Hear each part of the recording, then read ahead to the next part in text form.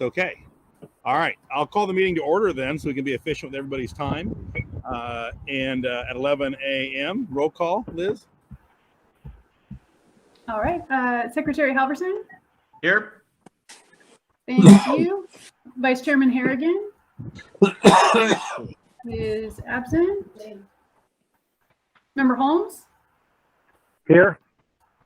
Thank you. Chairman Lewis? Here. Thank you. Member Martell? Here. Thank you. Member Siegel? You're on mute, Ppp. Member Oh, he's Siegel? thumbs up. I think he's committing a moving violation right now, but I won't tell you. Okay, I do see him on the call and he is doing visual stuff. So I'll mark him as present. And then Member Sutherland? Here. Excellent.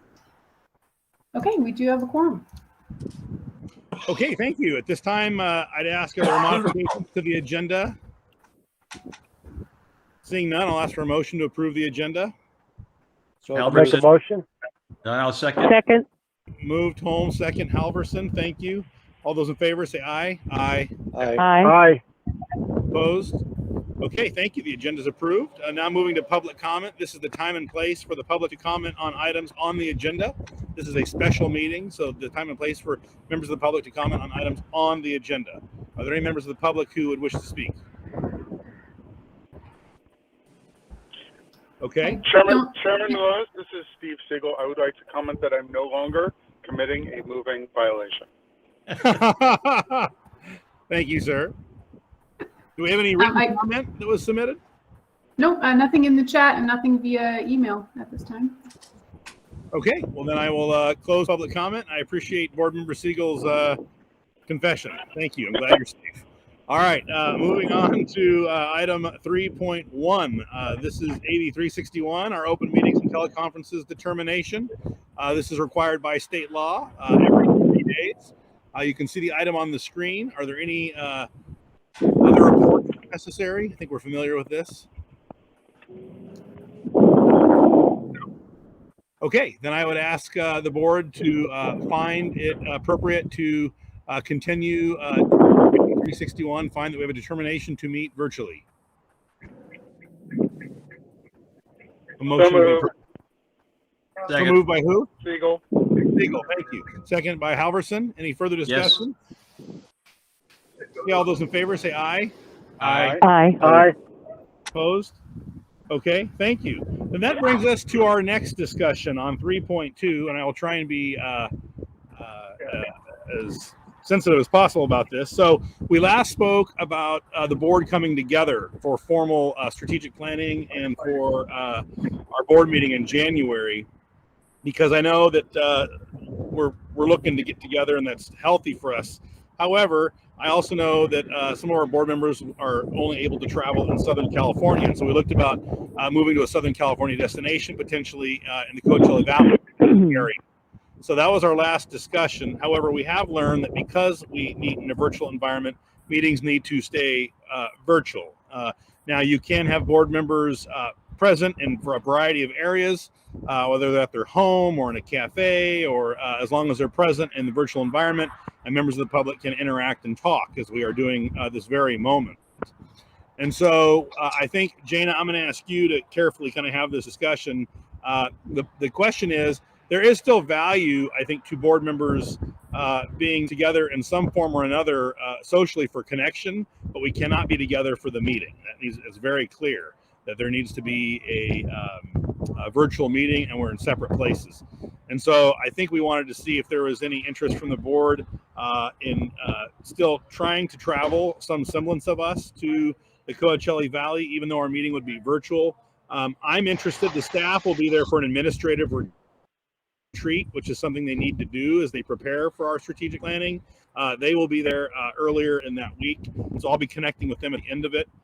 However, I guess I wanted to introduce the discussion of the form and shape of our January meeting and any topics that would be discussed. Jana, can I turn it to you? Is that a fair introduction? Yeah, absolutely. My first question to you is, when we met last time and we talked about strategic planning, you all did want to be physically present with one another for that meeting and with the public. We cannot do that. So my first question to you is, do you still want to move forward with our strategic planning meeting if you must attend it virtually? That is the first question on the table.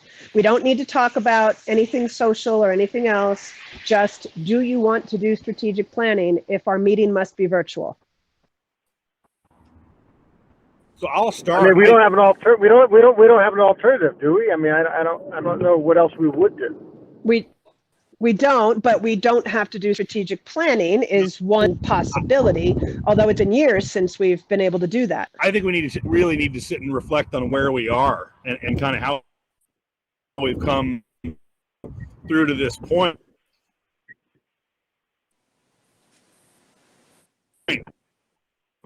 Between Shasta Anderson and new sites, evaluate that compared to our previous strengths, weaknesses, opportunities, and threats.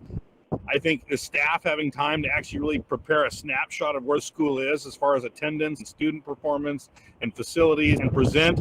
I would like to see the staff's assessment of our current strengths, weaknesses, opportunities, and threats at this and have open discussion with them about this. We've usually had more participation from them in this session, and I think it's really important. But I do want to hear from other board members.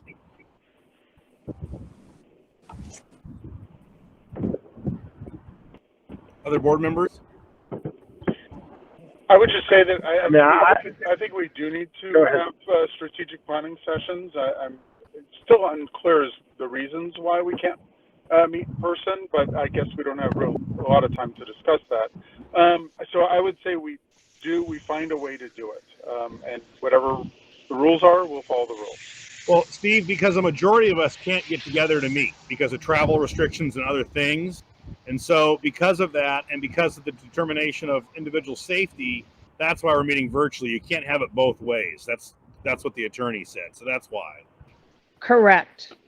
What we do as far as what we want to do to, if anybody wants to get together socially, around the meeting, that does not need to be discussed here. We just need to determine, do we want to do strategic planning on that date if it's a virtual meeting? Yeah, I'd say yes. I think it's something we should do just regularly because it's part of moving forward and getting back to normal. Other comments? Well, I think it's something that has to be done. I think it's more difficult to do it virtually than otherwise. And we evaluate what the options are and pick the best option. If we put it off for a month, would that make any difference? I mean, are things are going to get any better, I guess? Probably not, right? No. Well, I don't think so, but I also think it's about board safety and some of your desires to travel, right? So our Southern board member expressed some reticence, understood on travel, and we have a Northern board member who has some reticence to travel back. So that we, amongst our own, have some concern. And so I think we could put it off a month. I wouldn't want to put it off 2 or 3 because we need to start making preparations for the next fall, and the staff will need time. So what you're saying is, which makes sense, is virtual or nothing. Correct. For the meeting, correct. Now, if we want to have this meeting, I'm still going to think through meeting models that don't involve physical attendance of the board as a majority in a place, because that's what we cannot do. But how we have creative ways to utilize the Zoom platform and some technologies that we may not have used, I want to look into that to make it as participative as possible. And I'm actually talking to some people about that. Let's do it. All right. Okay, then the follow-up. Sorry, go ahead. Well, Sorry, Jim. I didn't hear from. I don't know, Pat. You may not be able to comment. I know you're juggling 2 things. Do you have a thought on this? I always respect your opinion as well. She may not be able to talk right now. Okay. All right, Janie, go to your next question. So Jim, then this, sorry, go ahead. Pat, She's back. Jim, Yes. Jim, Yes. yes, I am here, and I do have a comment. I think it's really important, and especially given where we've been over the last 18 months, I think that strategic planning for what may occur down the road is really important, and to step back and assess where we are. So I think that we should proceed in whatever way that we can and have, everyone participate safely in whatever fashion that works for them. So like OJ said, I think we should look at the options and pick the best one. Okay. Thank you. Very good. Jana, go ahead. What was your next question? Okay, so that said, this agenda item was really to get input from you all, and if we don't think we have time to do it, we can do it via email, but on what the structure would be of the meeting and what data you think you want to see. As we mentioned earlier, we'd like to get the data in your hands way prior to the meeting, so that if there's more that we're missing, that we actually, that we can get it to you, and we're not, having invented on the fly. And then also, Jim, just the structure of it, the SWOTs, the strengths, weaknesses, opportunities, threats is exactly how I'm going to be structuring the admin retreat. So we will be bringing that to the table. It'll be fresh off the press, hot off the presses, but that's okay. But what else beyond that? Let me try this just for time, and because meetings are always awkward in this manner. Sure. I would suggest to the board members, we can't email each other. That's a violation of the Brown Act. We can email our preferences to the executive director. So I would suggest that board members email your preferences, 1 for topics and 2 for format of discussion by December 17th. Then we'll have we'll have the holiday weeks off, and then Ms. Gaskill and I can get together and talk about that format. So I've talked, and you can talk to me offline. And then we'll craft the meeting that would be very meaningful for you and with as much engagement as possible. My dream out of this thing is to bridge the energy and the idea and the momentum out of the staff retreat to carry that into our board time. And so I want to try and bridge those somehow, and I'll work on that. But does that sound reasonable as a assignment for board members? Yes. Okay. Yeah, sounds good. Okay, so I'm hearing yeses. Can you send out an email to all of us that by December 17th, we will respond with items that we'd like to discuss and a format, by which I mean for that, how many hours or the type of topics or the type of analysis. And then I'll try and find a platform that may involve some physical and definitely virtual opportunities for polling, voting, a whiteboard, a lot to try and make it as interactive as possible. Since that's the point. And I believe much of the staff, because you're not subject to these public meeting rules, will be in person. And so how do we do that, right? No, the public is not allowed to attend this meeting in person either. The public will be the staff. Your staff will be together in person, and having them together. No, they're not. For the retreat, yes, not for the meeting. Got it. Okay. So we'll talk about that. Yes. And if I could just add quickly, there is a slide, a file in this agenda item that shows all of the data points that we will be presenting to you in the various upcoming meetings. So these ones, if these are on your list, you don't need to include these when you email Jana of data points you want to see. So if you kind of take a look at these and see what are we already slated to present in January, and if there are additional items, then definitely include those. But this is what is already planned for the next few meetings. Mm-hmm. Very good. Okay, I don't think there's action required on this item. Jana, you got it? No, it was just guidance. Yes, thank you. Okay, then we'll move on to item, I can't see my phone, it's so small, forgive me. Item 3.3, 4, 5, and 6. These are the Educator Effectiveness Block Grants. We received a presentation on these at our last meeting, but today is the time for action. So I'll turn this over to Liz. Go ahead. Thank you, Chairman Lewis. So we have not received any feedback or requests to change anything about the plans. We have received a lot of feedback from staff members on what sort of areas of professional development they would like to use this money for, and it is in alignment with our current plans so far. So the item today is a proposal to approve all 4 of these plans. Each one has its own agenda item. And these are the same plans that you saw in November. Okay, thank you. Are there questions or comments from board members? None here. Okay, hearing none, then I would entertain a motion that we approve the educational effectiveness grants for all 4 sites with the record reflecting individual votes. So moved. Moved by Sutherland, seconded by Holmes. Any further discussion? All those in favor, please say aye. Aye. Aye. Opposed? Aye. Okay, I heard everybody vote. Great. Okay, then that passes. Thank you for that. Was a lot of work, and I really appreciated the discussion we had at our last regular board meeting, Liz and staff. Thank you very much. That was terrific, and it'll really be interesting to see the professional development and the investment that comes out of this. It's quite a number. So good work. Okay, our next item is the 2020-21 audit report. I'll have Liz make her comments on this, and then I'll share mine. I did speak to the auditor, and so I'll follow up on her comments. Liz, go ahead. Thank you.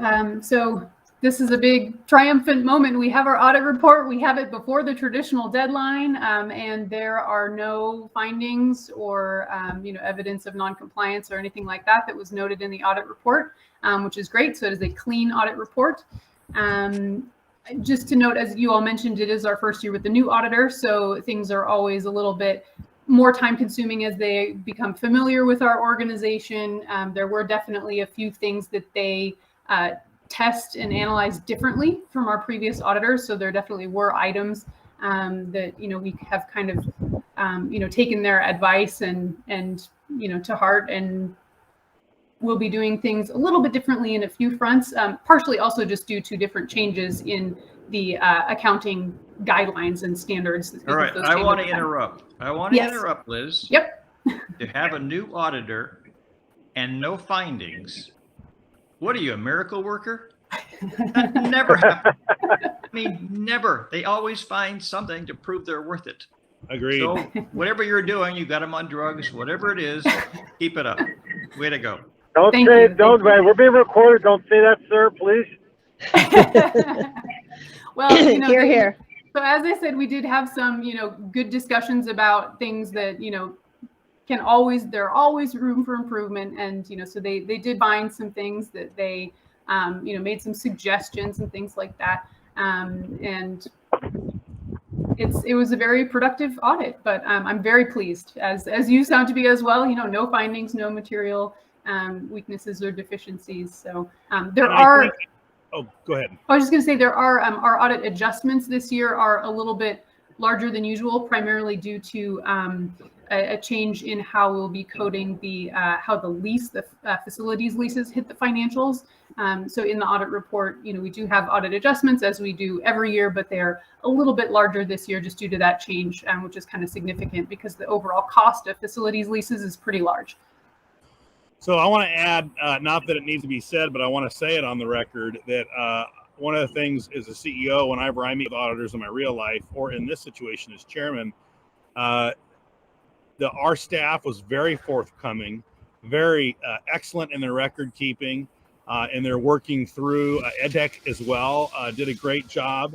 And the auditors were very impressed at how easy it was to work with our teams on this, and I think that's the result of why we may not have some findings. So I really applaud the team and the staff. I did argue with the auditor for an hour on the accounting protocols for the rent and future rents because I actually understand that stuff.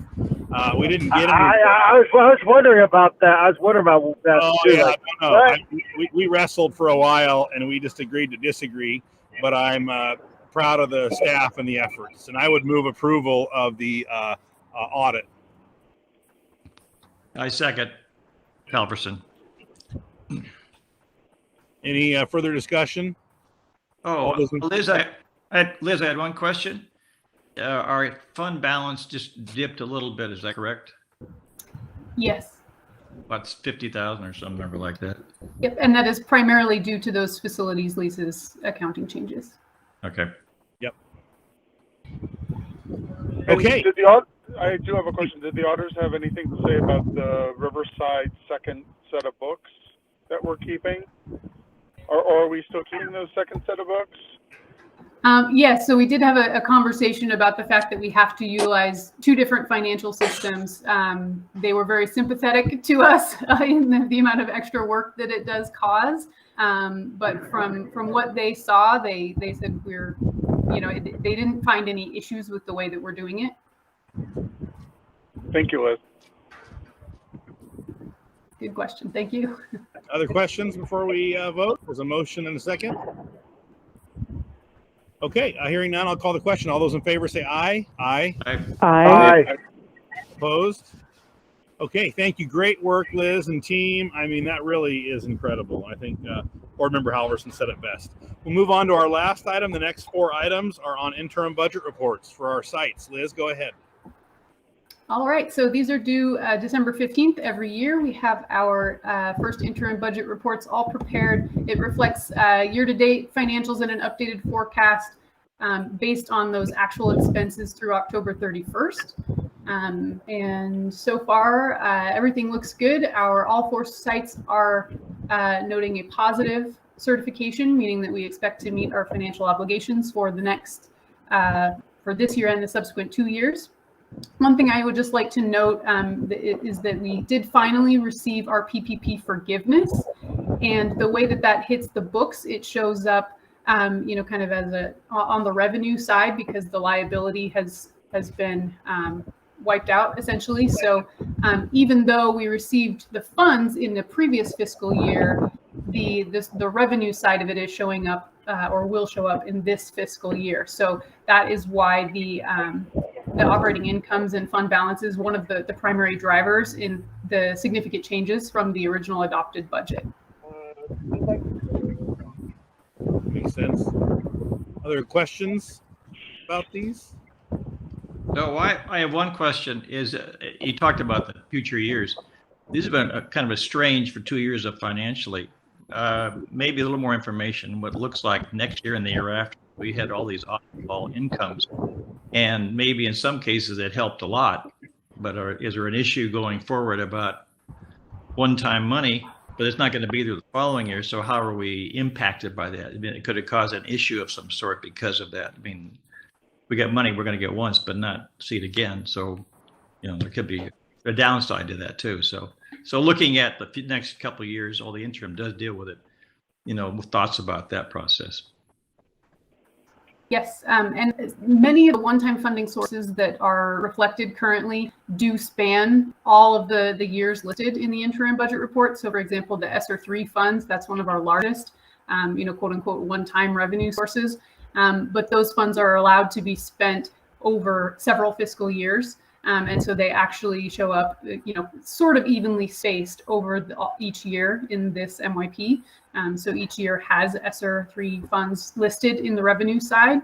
I think where the real, sort of test comes is as these funding sources that have multi-year spending timelines trickle off, it'll be more like in the 2024 fiscal year, 2025, where we really start to have more changes. Because even though they're one time, they're a multi-year one time. So they kind of go through 2023, 2024. Okay, thank you. Other questions?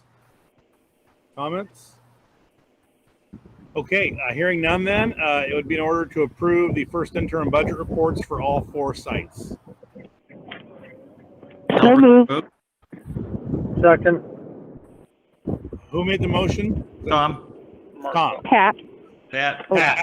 Pat, and seconded by Holmes. Okay, thank you. Any further discussion? All those in favor say aye. Aye. Aye. Opposed?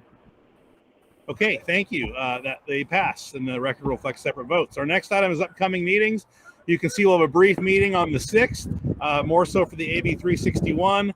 And I think perhaps we can add to that agenda a brief report from Ms. Gaskell and I on our progress in putting together the strategic planning meeting and the regular meeting for the 21st and 22nd. Yep. So that's our next meeting on 6th. Any questions? All right. Well, great. Everyone have a great holiday. I hope it's restful, wonderful.